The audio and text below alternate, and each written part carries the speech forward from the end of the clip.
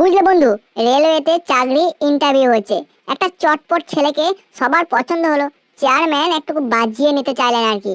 ছেলেটাকে বলছে, ধরো একটা দ্রুতগামী ট্রেন আসছে, হঠাৎ দেখলে লাইনটা ভাঙা আছে, ট্রেন থামানো দরকার, কি করবে তখন তুমি? ছেলেটা বলছে যে লাল নিশানা উড়াবো। তখন চেয়ারম্যান বলছে, আর যদি রাত হয়? তখন ছেলেটা বলছে লাল আলো দেখাবো। তখন আবার চেয়ারম্যান বলছে যে লাল আলো যদি না থাকে, তখন ছেলেটা বলছে তাহলে আমার বোনকে ডাকবো। চেয়ারম্যান তখন বলছে যে বোনকে? তোমার বোন এসে কি করবে? তখন ছেলেটা বলছে কিছু করবে না, ওর অনেক দিনের শখ যে ট্রেনের অ্যাক্সিডেন্ট দেখবে, তাই আর কি।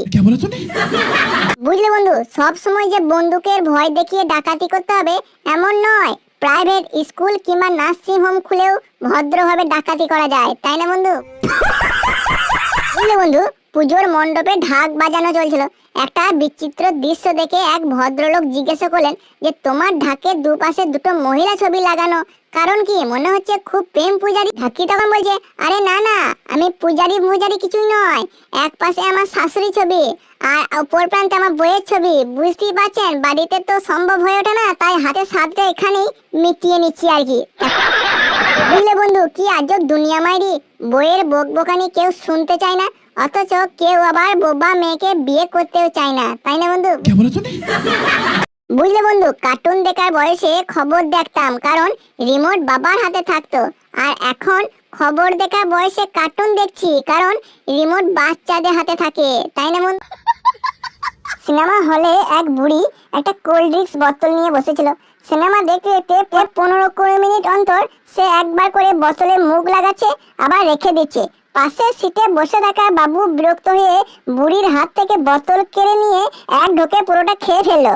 দেখো বুড়ি, এইভাবে কোল্ড ড্রিঙ্কস খেতে হয়। বুড়ি তখন বলছে, কিন্তু বাবা আমি তো বোতলে পানির পিক ফেলছিলাম আর কি। বুঝলে বন্ধু, প্রাচীন কালে মানুষ পাথরে পাথরে ঘষা লাগিয়ে আগুন জ্বালাতো, আর এখনকার মানুষ সিরিয়াল দেখে সংসার আগুন লাগিয়ে দিচ্ছে, তাই না বন্ধু?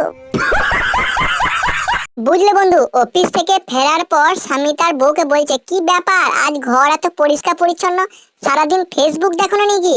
স্ত্রী তখন বলছে যে সকাল থেকে ফোনের চার্জার খুঁজে পাচ্ছি না, খুঁজতে খুঁজতেই ঘর পরিষ্কার হয়ে গেছে।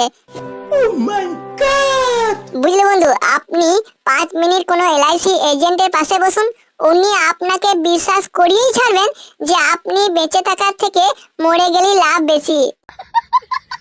বুঝলে বন্ধু, একজন স্বামী তার বউকে বলছে যে 1 গ্লাস জল দাও তো।